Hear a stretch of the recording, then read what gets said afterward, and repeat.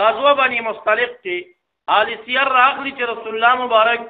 خام 2 رکعاته د مانځنه وروسته وکړل. براء ابن عازب رضی الله عنه فرمایي سافرت مع رسول الله 14 سفر، ما د رسول الله مبارک سره 14 سفر کړی دي. ما رأيته ترك الركعتين بعد ما زاغت الشمس ركعتين بعد الظهر. ما په دې 14 سفرو کې رسول الله مبارک نه دی کتلې چې د ماسپخیم د مانځنه مخکې سنت قضا کړي یا د ماسپخیم نه وروسته سنت قضا کړي. دا د کوم ځای خلک دا خبره کوي چې سفر کې سنت نه کول پکار. نو یو سنت رواتب دي. اخو درته څوک شوبه وانه چې یاره سفر کې نه کول سنت. یو ځای ته تللی مې وابي ګوټی شانو وابي خو پوخ و غټ وابي و خو ملا ګوټی شه. هغه ما ته وویل چې سفر کې سنت نه کول پکار دي.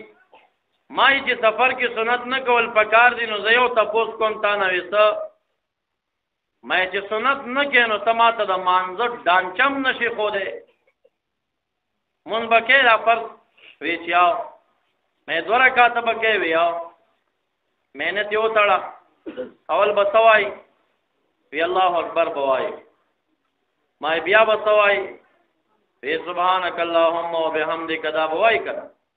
مې دا خو سنت دي دا به نه وایي ځکه سفر دا به تې لرې کړي بیا به څه وایي اعوذ بالله مې دا به هم نه وایي دا هم سنت دا هم تې لرې کړه بیا به څه وایي بسم الله وی یا مې دا هم سنت دي دا هم تې لرې کړه مې رکوع ته چې کوزېږي څه وایي الله اکبر مې دا هم سنت دي تکبیر د انتقالاتو سنت دی میدان ته لري کړه رکوع کې سبحان رب العظیم چې وایي سنت دی میدان ته لري بیا پاتې کې سمع الله لمن حمد ربنا ولک الحمد میدان سنت دی سفر دی کنه سنت به پریدو میدان ته لري کړه بیا چې کوزېږي الله اکبر وایي بیا سنت دی هم ته لري د مانځه ډانچه ماته ته وښایه چې سنت پکې نه ته فرض کولی شي بغیر د سنتو سنت خدا فرض و خایف دی چې سنت نه ته ماته د یو فرض و ډانچه نشي ښودی حج ته لاړ شه فرض په حج کې څه شي وقوف بعرفات دی احرام دی طواف زیارت دا نور چې څه کارونه کېږي سنت او واجب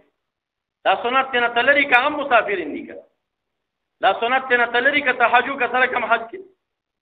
چې راځي نو 30 ګډان به در باندې وختي معززو یو ته نه سنت رواتب دي